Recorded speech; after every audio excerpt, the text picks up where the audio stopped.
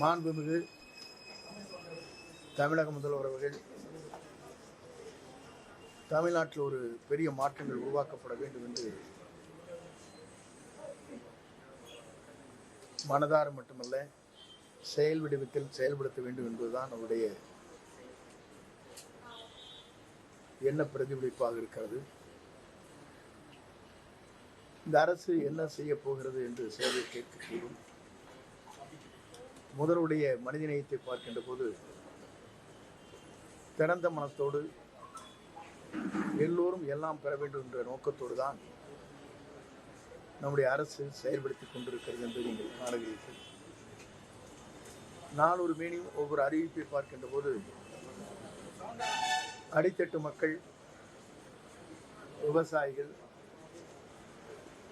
எண்ணற்ற திட்டங்களை உடனுக்குடன் நிறைவேற்ற வேண்டும் என்ற நோக்கத்தோடு தான் பல்வேறு அறிவிப்புகள் வந்து கொண்டிருக்கிறது.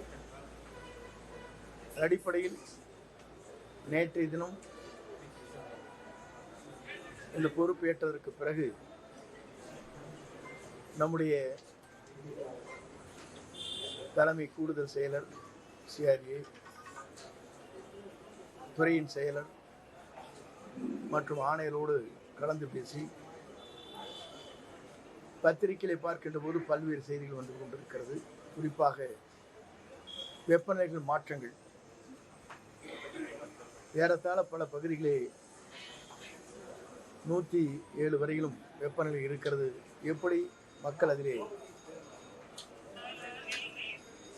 என்ன அறிவுரைகள் வழங்கப்பட வேண்டும் என்பது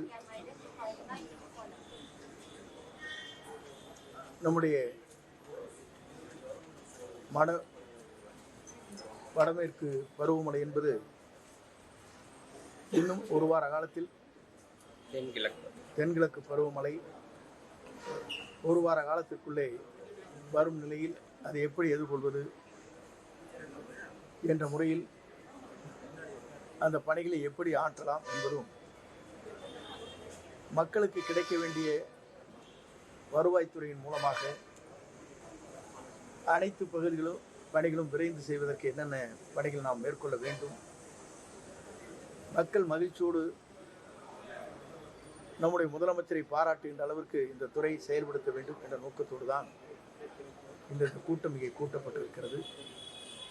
இது பல்வேறு கருத்துக்கள் பரிமாறப்பட்டிருக்கிறது.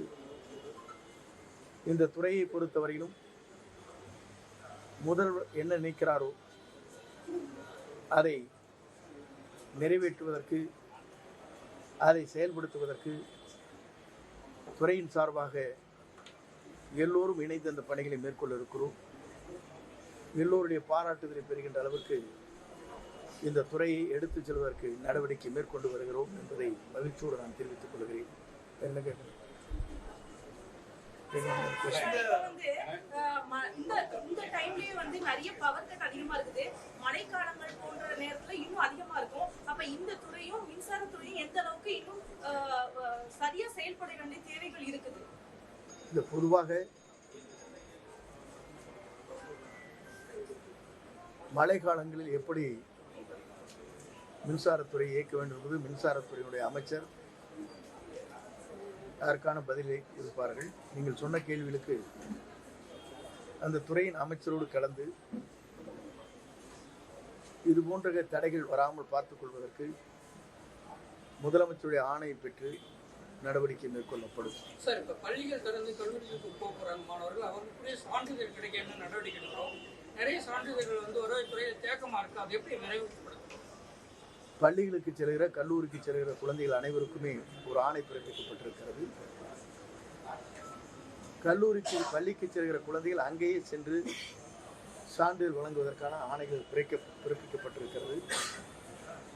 அந்த பணிகளையும் நாம் விரைந்து செய்வதற்கு நடவடிக்கை மேற்கொண்டிருக்கிறோம்.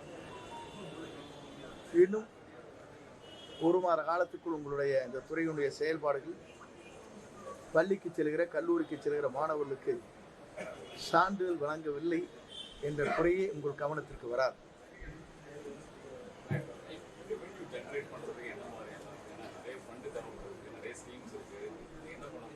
அதை பொறுத்தவரையிலும் நிதித்துறை பல்வேறு ஆலோசனை சொல்வார்கள்.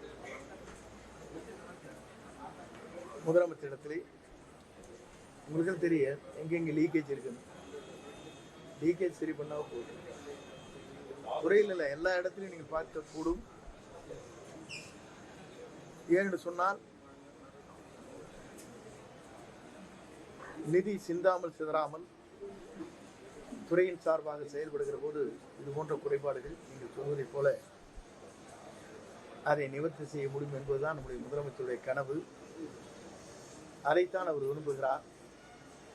அவருடைய எண்ணங்களை நிறைவேற்றுகிற பணிகளை நாங்கள் அனைவரும் அந்த துறையின் சார்பாக நிறைவேற்றுவோம்.